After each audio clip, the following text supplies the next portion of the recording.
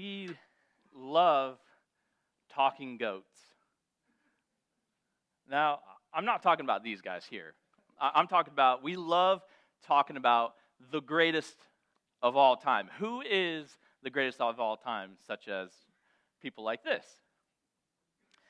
If you flip on your TV at any point during the day, it doesn't matter what time of year, and you turn it to a sports station, you're bound to come across a discussion about who is the GOAT, the greatest of all time. During the NFL season, it's usually about, who's the greatest receiver, Jerry Rice, Randy Moss, Terrell Owens, or Larry Fitzgerald. Or the greatest running back, you have Walter Payton, Emmitt Smith, Barry Sanders, amongst some others. What about the greatest QB? That one's gotten a little bit easier over the years. Tom Brady, Peyton Manning, Joe Montana, and even Patrick Mahomes has entered the conversation. And then with college football, it's usually about who's the greatest team. You have 2001 Miami, 1995 Nebraska, 2005 USC, 2009 Alabama, 2019 LSU, or 2023 Georgia. They talk about the greatest QB, which there's a wide plethora of different college quarterbacks you could talk about. And this goes on for all different kinds of positions. And then you have who's the greatest coach, Nick Saban, Bobby Bowden, Tom Osborne. And then you have, of course, during the NBA season, it's usually about LeBron versus Michael Jordan. Some argue for Kareem Abdul-Jabbar or Wilt Chamberlain mixed in with a few Kobe Bryants. With golf, it's Nicklaus, Woods, Hogan, Palmer. Baseball is kind of a mixed bag between Hank Aaron, Willie Mays, Ken Griffey Jr., and I thought about wearing my Griffey Jr. jersey today because I believe he is arguably one of the greatest of all time. Yeah, Barry Bonds, with or without steroids. Ted Williams, Babe Ruth, and then, of course, football. You have Ronaldo from Brazil, Lionel Messi, Maradona, Zidane, Mbappe, Cristiano Ronaldo, and Pele. We're not lacking at all when it comes to source material regarding these types of conversations. And if we covered all sports, tennis, boxing, swimming, track and field, gymnastics, hockey, and a bunch of other sports, we would be here for a solid week. Because that's just sports. There's so many other things we could talk about too, but we love arguing about who is the greatest of all time. Now, rarely is the conversation objective, as different teams and players play during different eras and different times. The science behind sports is different. The equipment is different. The training is different. How teams play, their style is so drastically different. Recency bias tends to run deep, and there are far more subjective opinions based on nostalgia rather than substantial evidence.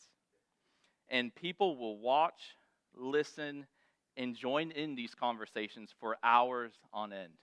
I'm sure even after we leave this place, there could be conversations at the lunch table going far into the afternoon. We like to have these conversations.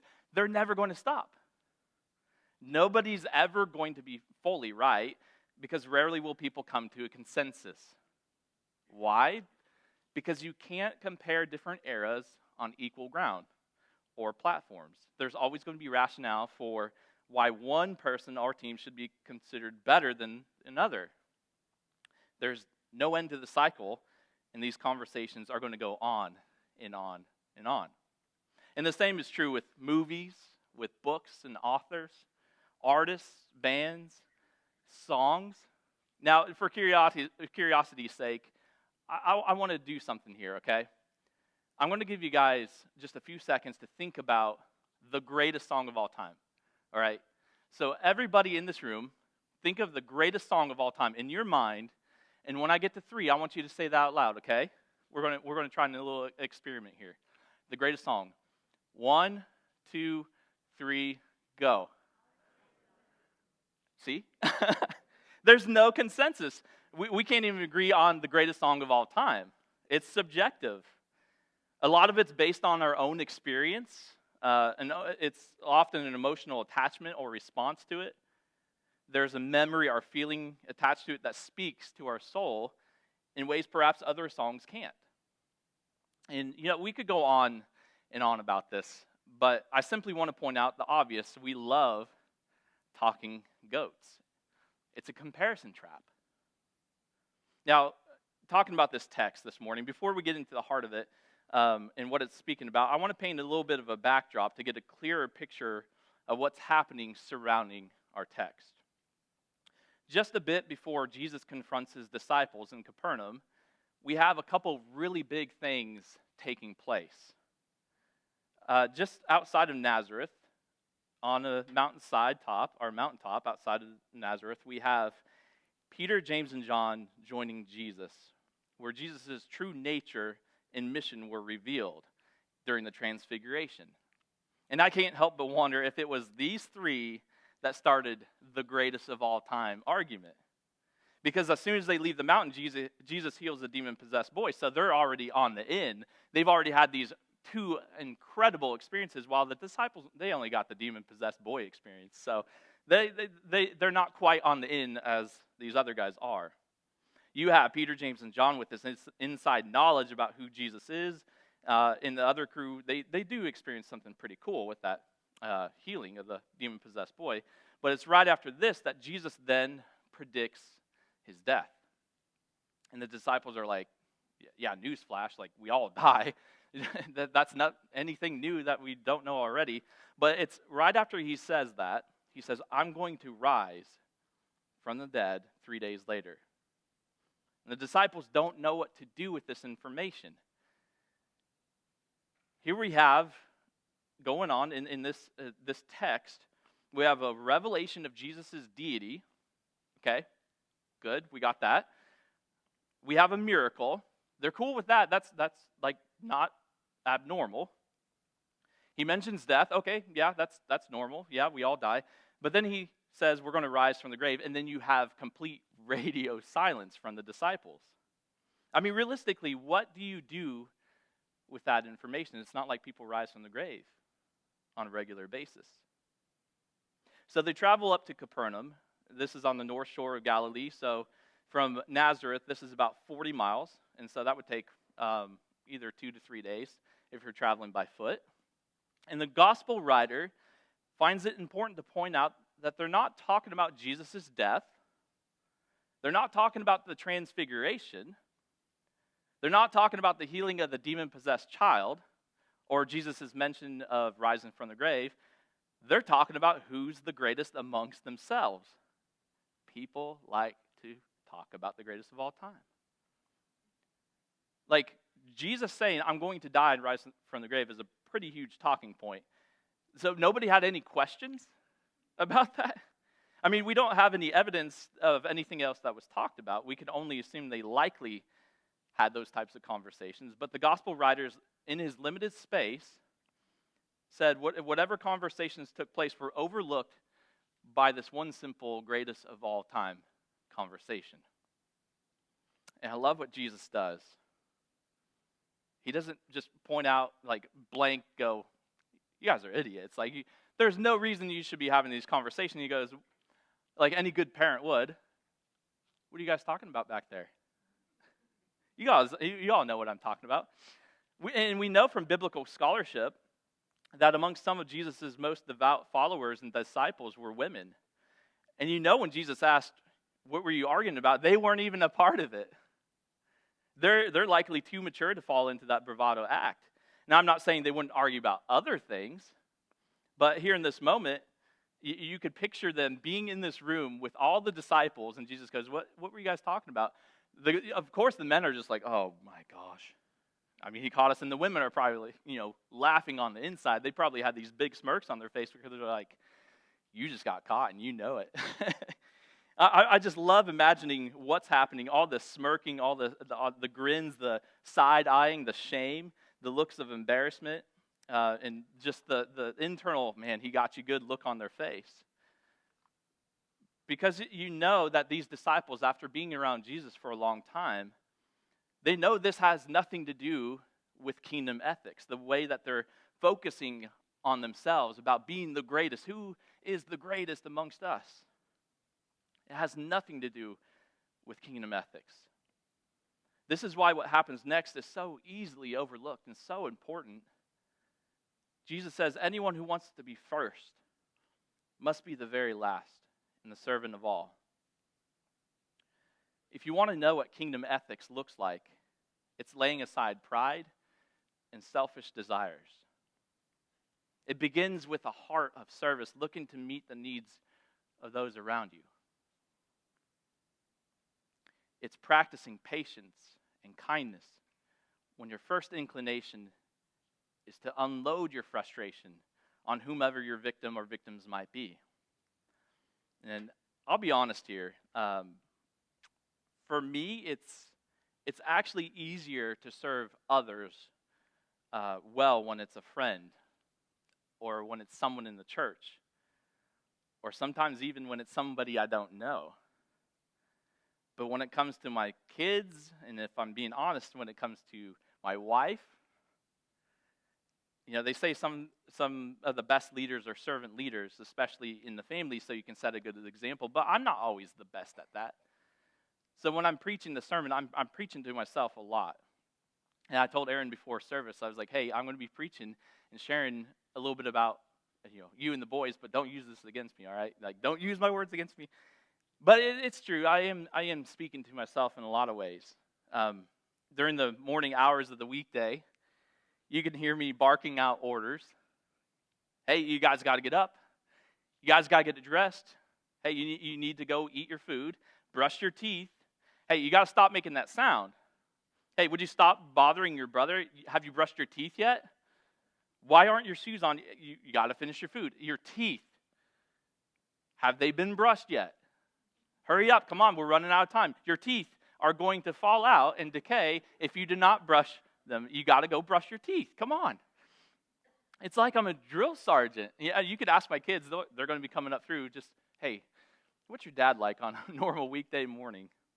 And I recognize this. It's part of the routine, but there's an element of it where I'm like, I could be a little bit more kind and a little bit more gentle in this. I struggle with it. And on paper, yeah, I know what it's supposed to look like. I know what it's supposed to look like to follow the example of Jesus. And on a daily basis, yeah, it is a struggle. And some days, to give myself a little bit of credit, some days I'm good at meeting the expectations I believe Jesus has for me. Because on those days, my head and my heart are in sync. And no, Rachel, not the band, okay? My head and heart are in sync in such a way that patience and kindness and love match and are easily, easy to do. But it's only on those days when my head and heart are in sync. Other days, that 5:45 alarm is rough. And I have to remind myself, waking my kids up at 6 o'clock is just as rough for them. They have to get up. They have to get ready for school. They're going to be there the entire day doing their schoolwork, having to meet the school's expectations for them.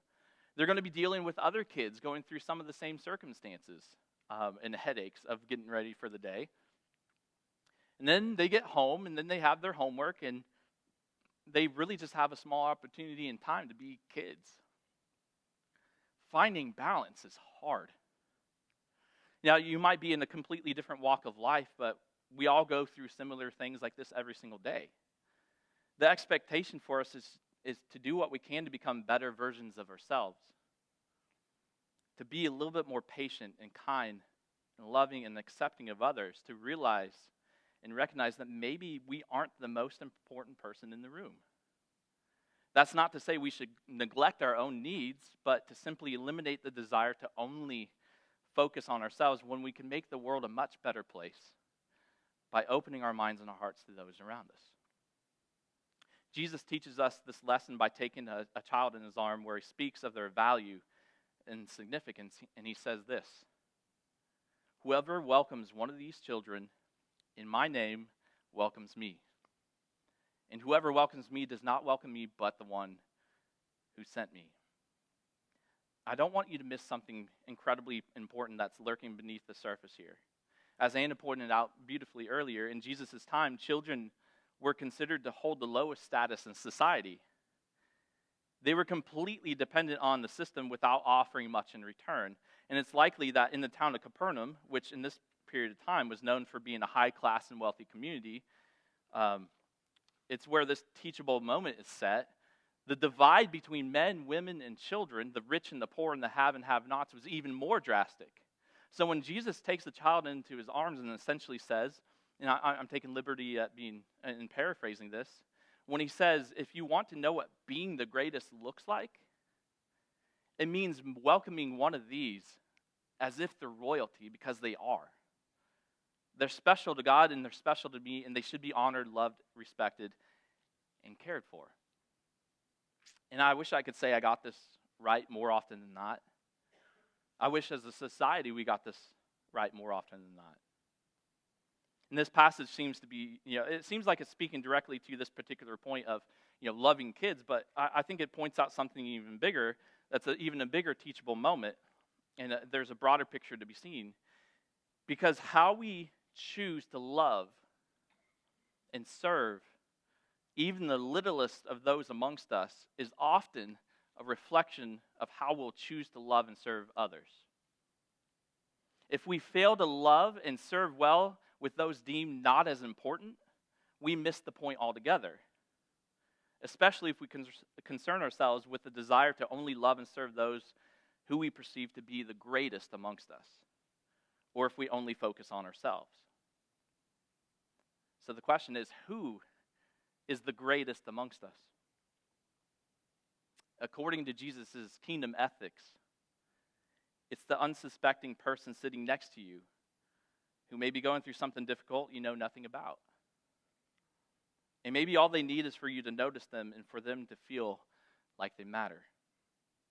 Maybe it's the child in the back room screaming because they're so full of joy they don't know how else to express themselves. Or maybe they're just irritated. We don't know. But rather than looking at it as an irritation, maybe it is a blessing. But they could be simply acting up. We don't know. It's the young man or woman who came here by themselves because life has thrown them obstacle after obstacle, and faith is one of the only things they have left, and their presence is a Hail Mary effort at finding some sort of relief or answers to their current situation. Or perhaps it's the older couple seeking community because there's a real sense of loneliness and desire for belonging that they believe can be met here in this space. Behind every person in this space, there's a story and a reason for being here. And their only objective or expectation, all that's required of you is to simply be present and to be mindful, to be kind and loving, and if an opportunity is extended, to serve, whatever that looks like. For the greatest amongst us is your neighbor, that person beside you, in front of you, and behind you. Whoever welcomes one of these in my name welcomes me, and whoever welcomes me does not welcome me, but the one who sent me.